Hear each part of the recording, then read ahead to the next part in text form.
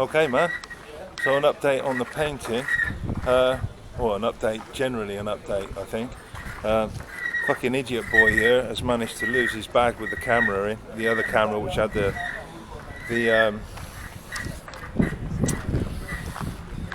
camera with the SD card with the film from the crossing from Barbados and everything. So everything to date now I can't find. I have not been able to find the bag, so I think it's been lifted. So that's a bit of a pain in the ass. But this is where we're at. This is where we're at with the painting job so far. It's been stripped, sanded, and it's got 3-4 coats of epoxy resin undercoat on both sides now. Go like this. Ready for the anti-foul to go in. I bought the anti-foul, bought the thinners for the anti-foul, so we should be able to start putting anti-foul in today, We're going to put a coat on today and then another 2 coats just before she goes in. Okay, man. So we're at final prep before prep spraying. We're looking at spraying this afternoon, 2 o'clock this afternoon. So we'll see what happens. We're just doing the final bit of sanding. The guy is putting the zincs on the front there for me.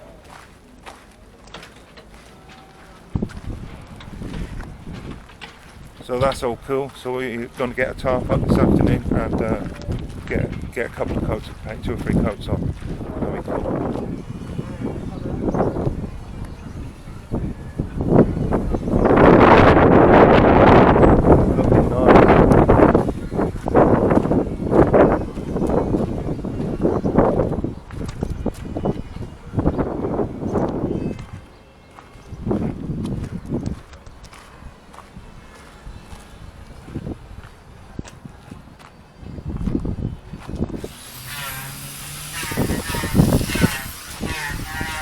There's a little bit of, I think it rained sometime after he put one of the coats on.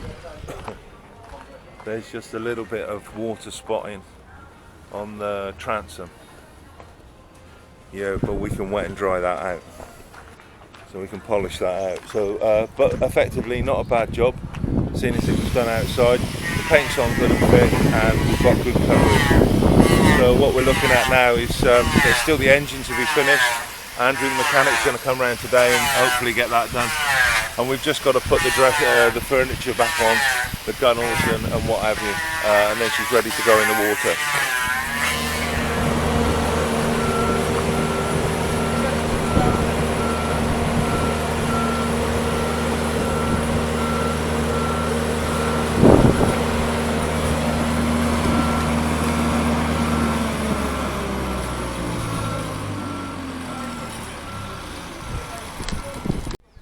Right, okay, so just a little update on what me and Marley have been doing today. Is fucking the boat was ready to go in. It was actually in the crane, lifted in the slings, and I went to pay the bill. Your phone? Huh? Yeah, man. I went to pay the bill in the boatyard, and the bloody card didn't work. Awesome. So I was just spent 2.5, 3 hours messing around, talking to the banks, messaging and fucking about. And it's going to take them ages to sort it out, so I've had to get a family member to dump some money in my account.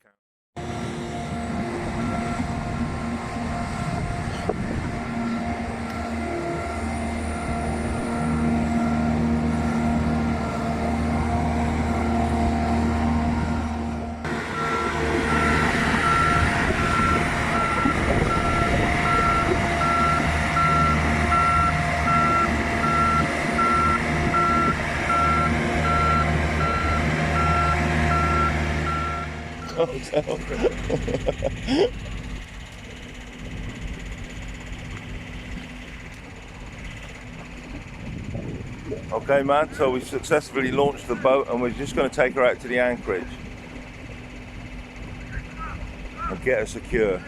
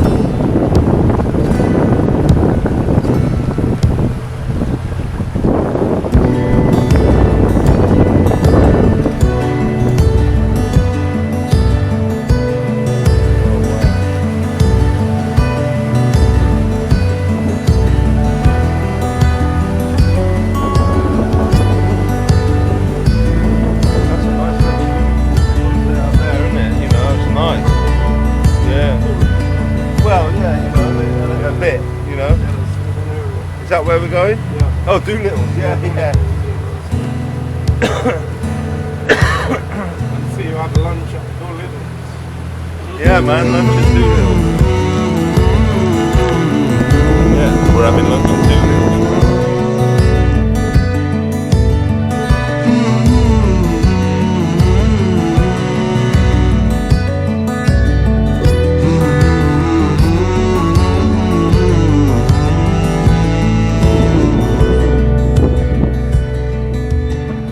Well, it's a little bit dark. Just taking a little bit of video for the of the view as we're coming back from a little drive in the countryside. We're just stopping to take a little bit of the view of Castries as we drive down into it, because it's absolutely beautiful.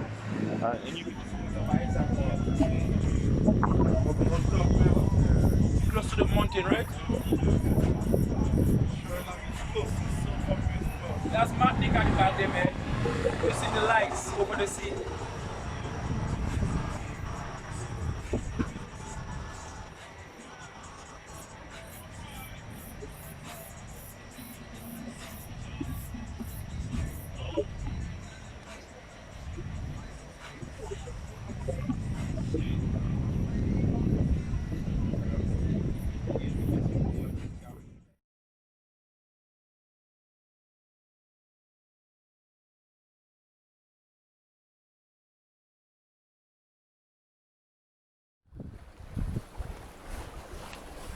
Before I lose my glasses. Right, okay, we're having a bit of a sail down the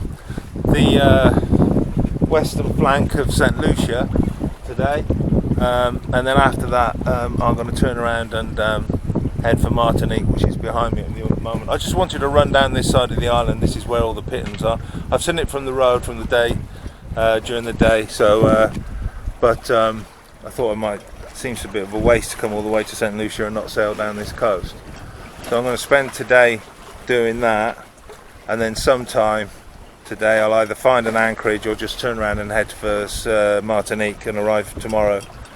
So it's as usual with everything with St. Lucia, it's stunning. It's absolutely stunning. So check this place out. This is the bay that Marigot Bay is in. It's over there.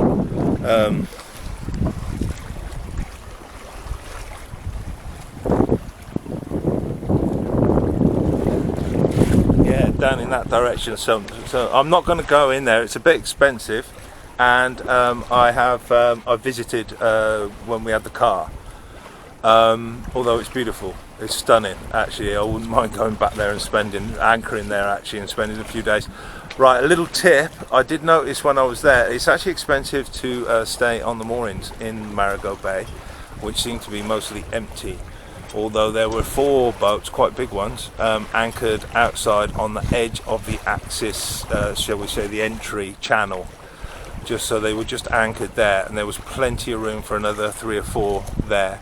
So I don't know if they charge for anchoring there, but that seems to be, as soon as the mooring buoys are empty and the anchorage is full, seems to be the better option. So anyway, I've got the I'm just about managing to carry the sails on one side. The wind is, I don't know if you can see, just slightly off this quarter, off that quarter. So yeah, we've got although I think in about a mile or two I'm going to have to lose the Genoa just for a little while, just to push a bit further out that way to clear this headland. In about a mile. We're not going, well, we're only doing 2.5 knots anyway. So light winds again, and light winds predicted. Well, I'm not expecting, it's between 7 and 11 knots is what we're looking at. So it's going to be all the sail out and hope for the best. We're not going to move fast. Between 2 and 3 knots, I expect. Although I think I might mess with the sails a bit now, because I think I'm going to benefit from being a bit further offshore, a mile or so, and pick up a bit better of a breeze.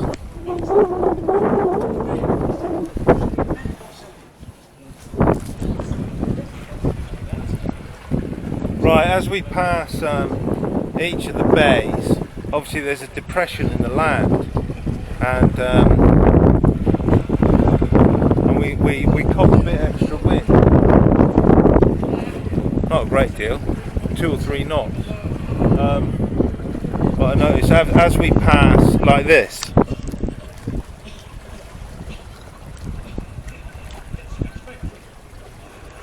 you can see there's a dip in the land there. So we benefit from an extra couple of 2 or 3 knots there. And then all of a sudden, as we started in 10 and 11 knots, we're touching 4 knots of speed, which is absolutely idyllic. Even when we're getting the 8 knots,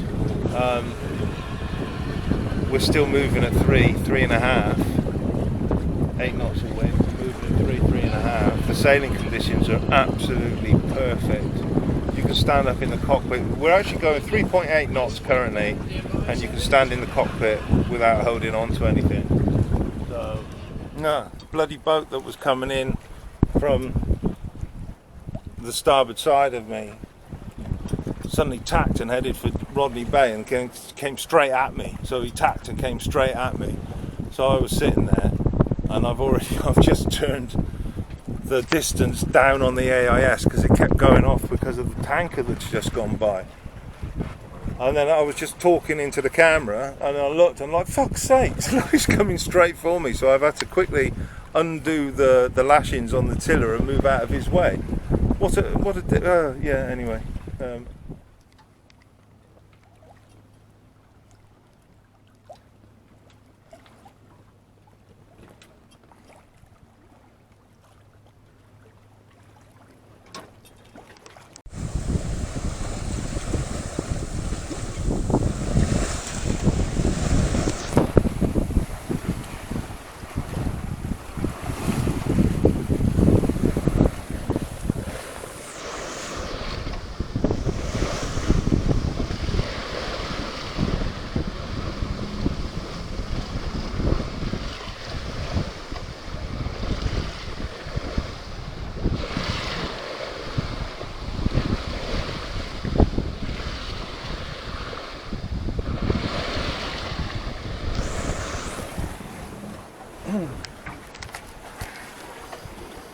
Surprisingly, we're going into the wind, which is a bit weird. I think maybe as I clear the end of St. Lucia, then the wind should come a bit more onto the beam. A bit more onto the beam. But it's a fast ride. With 5.2, we're comfortably holding 5 knots. So in 14 knots of wind. So we might get a bit more once we clear the island as well. Hopefully it'll come more onto the beam, and it looks like we might have a bit of a fast ride over to Martinique, which wouldn't be too bad. Maybe we could get there with a little bit of light. I had a look at the chart. The anchorage seems fairly straightforward to get into. There doesn't seem to be anything difficult. I seem to arrive everywhere at night anyway, so no matter what I plan to do, so it is what it is. We'll just suck it and see. There's plenty of little anchorages on Martinique to just hide in for the night until I finish off in the morning. So it's going pretty well. At the moment. Puffing's really nice, 5.6, 5.4. We don't get up there very often. And this is in, you've got the conditions, man. Yeah, we're going into the wind. We've got 14.5 knots of wind. We're touching 5 knots. I mean, I've been into the wind in like 28 knots, and we're making like 2.5 knots. So this is it's not overpowering. You're not having to slow down because of the strength of anything. It's like pretty good. I'm back to my idyllic conditions scenario. This is pretty good. If you've got to go to windward, you should do it like this. It's really quite nice. Yeah, and she's leaning into it quite well. So as I was saying before, so I've got the repairs done, or done enough at the moment to be able to start getting some sailing done. I've just been concentrating too much on mending things and not actually enjoying and experiencing this and the place I am and what I'm doing, you know what I mean? So I'm hoping from now on in I can do a bit more of that, and get the benefit out of this. You may have noticed there's a container shit up out there. Don't don't freak out. It caught me on the op a bit. I had to check it out on the AAS a few times. It's not moving, so I think it's an anchor or something. So it's not moving. So yeah, I spent some time trying to move myself out of its path before I realised it wasn't moving. It just looked a long way out to be anchored. That's all. But yeah, I suppose it's a big boat, isn't it? So yeah. Ah, right.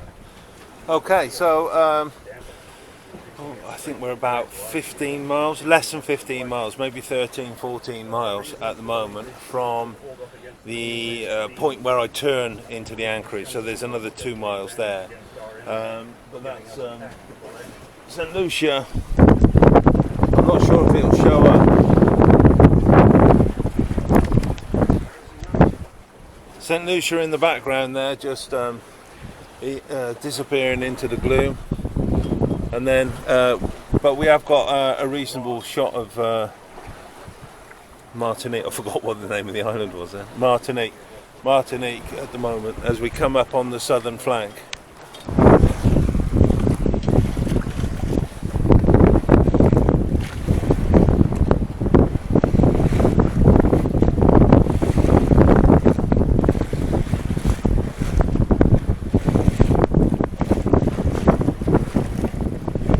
Just starting to cool down a bit now. It's been baking hot.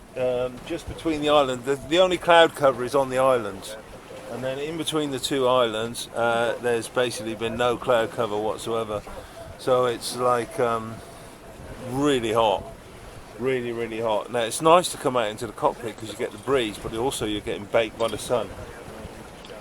So. Yeah, so the old sun cream is essential, and I always forget to put any on. It's like I put it on when, it's specifically when you're sailing. You've got to put the sun cream on when you're sailing. If you're just walking around the town, it's not so bad. But I usually put it on when I think, oh, my head feels burnt, and then I put some sun cream on.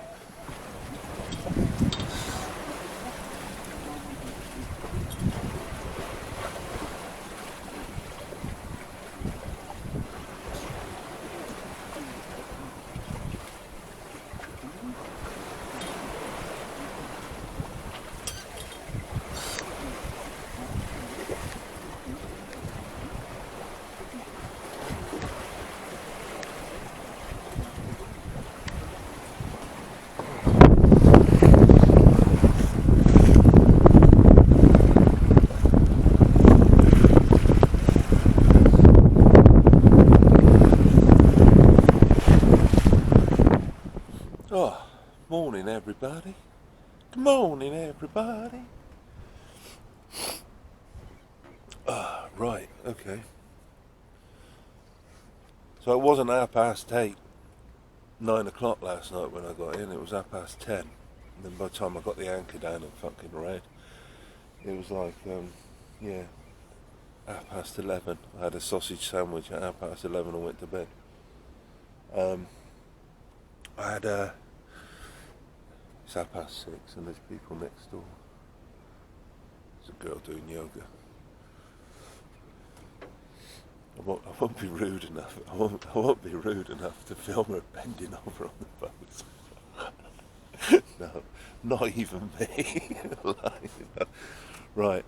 So anyway, yesterday, when I came in last night,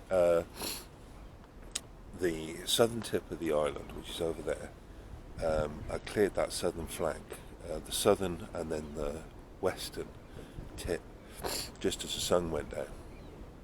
And then it took ages and ages to just to get in here. I was able to sail to within 6.5 miles of this position, and then where I am now, from where I was out there, was directly into the wind. So I'm not fucking about tacking and shit into a bay at 11 o'clock at night or 10 o'clock at night. So the old donk went on, and we plodded in. Now, last night when you came in, obviously I've done my usual trick, and this is recommended by everyone, that you should always come into a new to a new place in the dark, just to make it fucking hard. Right. I usually try and come into a place during the daytime, but the amount of times it goes wrong and I end up coming into a place in the dark is it's more than 50% of the time. Anyway, the problem coming in here was, and this is the navigation lights I was actually looking for. There's a red there, red flashing.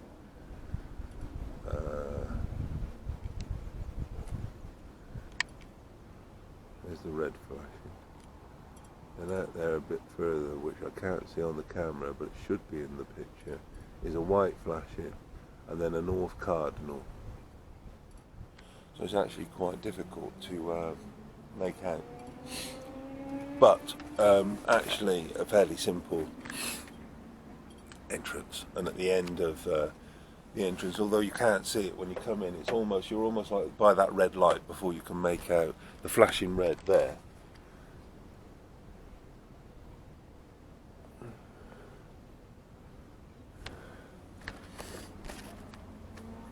It's almost like you're on that light before you can make out the anchorage properly. So yeah, that was a bit of a thing. So you're almost on the anchorage before you can really make out where the anchored boats are. I didn't think there was many in here last night, but there does seem to be 1, 2, 3, 4, 5, 6, 7, 8, 9, there's probably about 20 boats in here, so there's quite a few. There's quite a few boats in here. I've ended up quite close to this catamaran. It kind of looked a bit more cramped in the anchorage than last night when I came in. So I kind of gave it a couple of boat lamps and then went down the side of this catamaran. I'm on the furthest end of it, the anchorage. So this should be alright. This should be okay, yeah.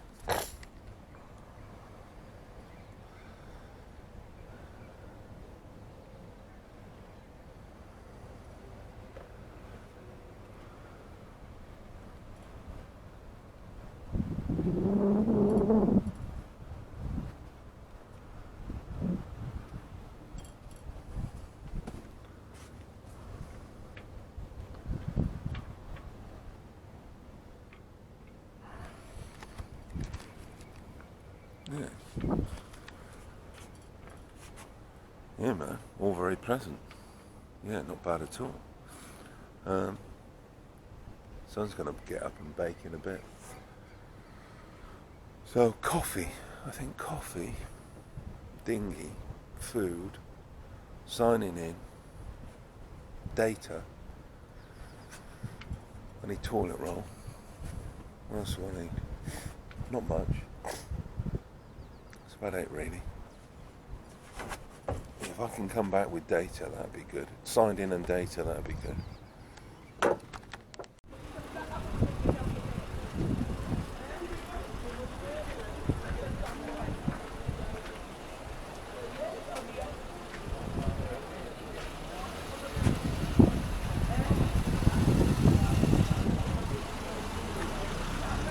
Right, bit of a disaster.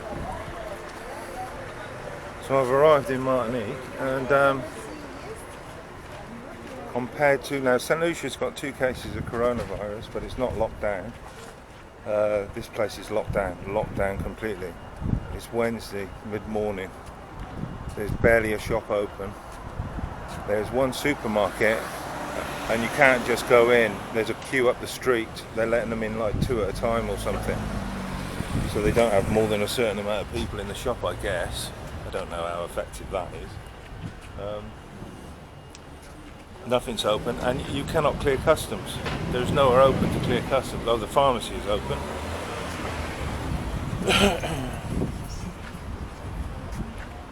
The pharmacy is open.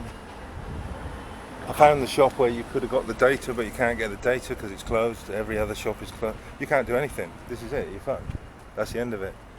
I spoke to a Spanish guy at the dinghy dock, and he said the best thing to do is to pull the anchor up and fuck off and go somewhere else, because you shouldn't even admit that you're here.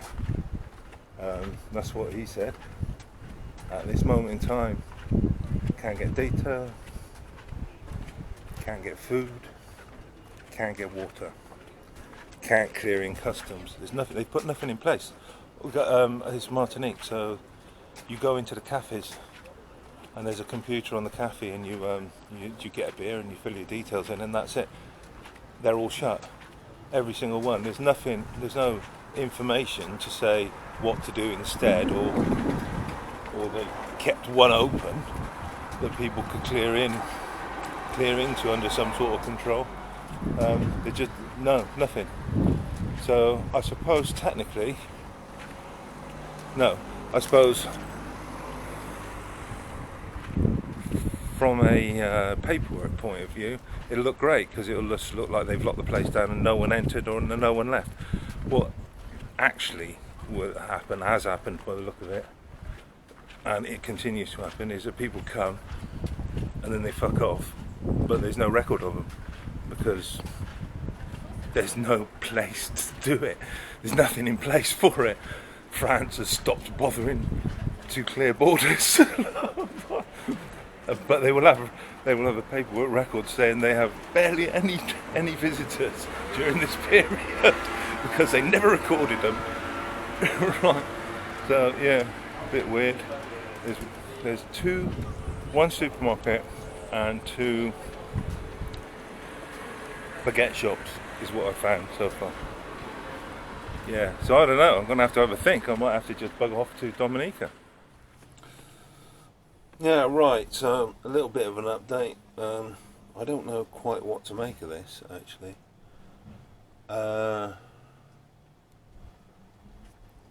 Right, so I'm in Martinique. I've gone on to the shore, I've looked around, I can't find... There's barely any shops open. There's a supermarket with a queue up the street. As someone leaves, they let one more person in to maintain the amount of people in a space, I guess.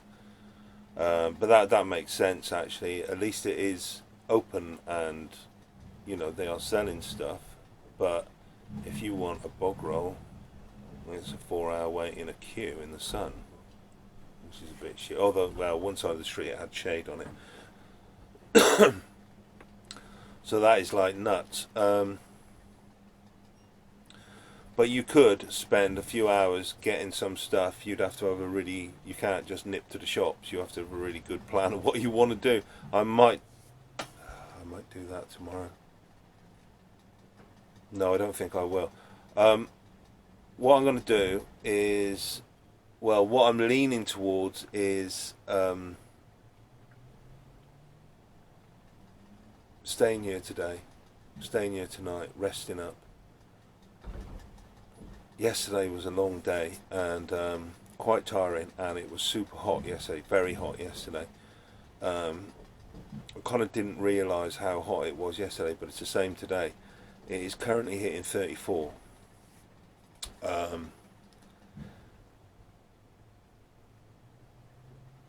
Yeah, it's currently hitting about 34 in the cabin, and we've got a breeze running through it. If you lift the curtain, as I am at the moment, to get a bit of light and let the breeze in a little bit to do this, you can feel the heat hitting my feet at the moment, and it's like heating up this side of the cabin already. So I'm going to have to pull the curtain, pull the towel across the hatchway to stop the sun beating in and raising the temperature even more in the cabin. So it's super hot the last couple of days, which kind of starts me to think about things like the bimini. I've got to sort that fucking bimini out. I keep failing to sort the bimini out. I've tried a few things actually, and it hasn't worked. So I need to get somewhere, and I need to concentrate on getting the bimini sorted out. Yeah, so that's a bit of a thing. But what the fuck I'm going to do with this custom? Right, what's absolutely, completely and utterly thrown me is the fact that they've basically, they must have, I don't know, they must have closed the airport. So I haven't seen any shipping. Like, there's 2